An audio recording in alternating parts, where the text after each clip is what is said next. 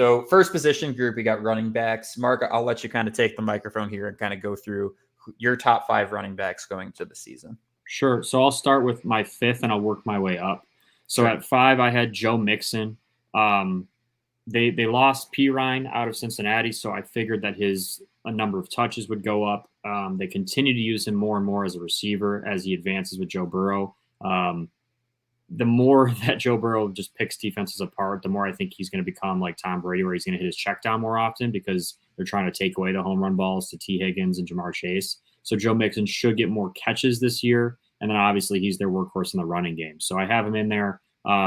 His high is high. Last year he had a 5 touchdown game, so he can definitely do that for you. And his low isn't that bad, right? I mean, 10 points, 12 points maybe are the worst you're going to see him.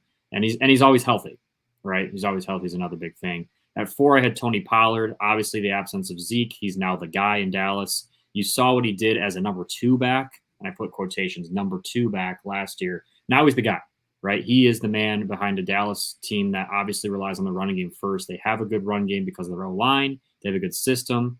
And I trust that he's going to get some screen game and stuff like that as well. So look for him to have a huge year in Dallas because we've seen it as a number 2 what he does, and as a number 1, I just expect it to get better. Number 3, I have Nick Chubb. No Kareem Hunt. Notice a common trend here. These first 3 guys I just mentioned, their co-part, right, or that running back by committee is absent. So I expect, obviously, there'll still be some kind of a committee, but not as much. So Nick Chubb, I have at 3rd. I think that with Deshaun Watson opening up the pass game, he'll see some lighter boxes. And we saw what he's done against heavy boxes with Baker Mayfield and guys like that at quarterback. So I anticipate him to just have a huge year. He's a goal line nightmare because he can score. No matter how many guys get hands on him, he'll break tackles. He'll get in the end zone. The guy squats like 1,000,000 pounds. So he's also got home run ability. We've seen him break 70-yard touchdowns several times throughout his career. And at 2, I have McCaffrey. Now, this is where a lot of debate will stir. A lot of guys will have McCaffrey as their number 1 guy in fantasy. It's been that way for some years now because of his ability as a receiving running back. He was kind of the first guy in the PPR world of fantasy football to just kind of steal the show. Like when he was with Carolina, I mean, he was so much higher targeted as a running back than anyone else in the passing game that it became like this guy's getting like Chico. 35 points. People in fantasy leagues were like, do we list this guy as a receiver? Like this is unfair. He's so much better in terms of catching the ball than everyone else. But the league's adapted, and now you have guys like Eckler and even guys like Mixon and Pollard catching the ball in the backfield a lot. So it's changed a little bit, but I do anticipate McCaffrey to have a huge year with San Francisco because of how they run the ball. We saw what he did in the playoffs last year. He was only there for like a couple months and just thrived. So now he's got an entire offseason. They got the entire offseason a game plan for him and use him in a lot of different ways. He's going to be huge for San Francisco. The big question always, and part of why I have him at 2, not 1, the health, right? He always has health concerns. And if he's healthy all year, he's worth taking number 1 overall or number 2 overall. If you have any questions, there's a lot of other options that you can take if you have that 1st or 2nd pick. And then obviously my top dog, Austin Eckler. He was the leader for running backs last year in fantasy. That does not always mean it will translate to the next year. But what I love about him is he's fully aware of fantasy football. He addresses it with his fans. He plays fantasy football. He drafts himself. He's very competitive. He's got the underdog mentality. And the Chargers throw the ball to him, I kid you not, like 7-8 times a game. And he, Justin Herbert, like I said with Burrow and Mixon, and like I said with Tom Brady all those years, he will hit his check down. He will not take sacks. If you take away the vertical passing game, they'll make you pay. So I really like Eckler because of those targets in a PPR league, but also he's a tough guy to tackle, and he hit some home runs last year as well. And he was the top running back last year. I anticipate that happening again this year. Yeah.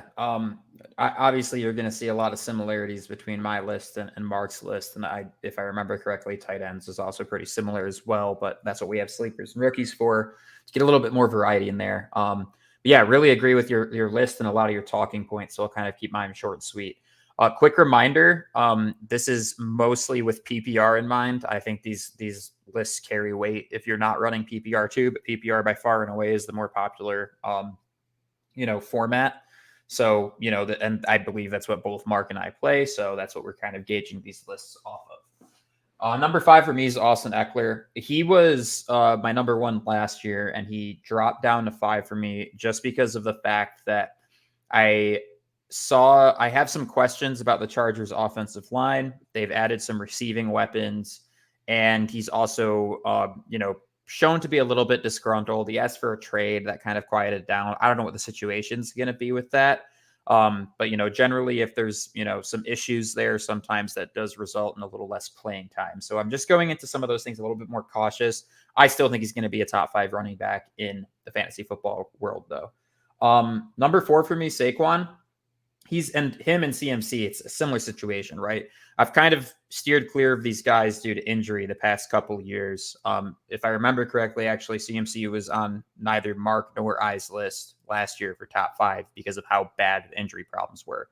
I think the transition to being on the 49ers, right, which has meant, not only better offensive line play, but they have so many weapons that I don't think CMC's put in these positions where he's, got to be a workhorse and getting tackled as frequently has helped that as well.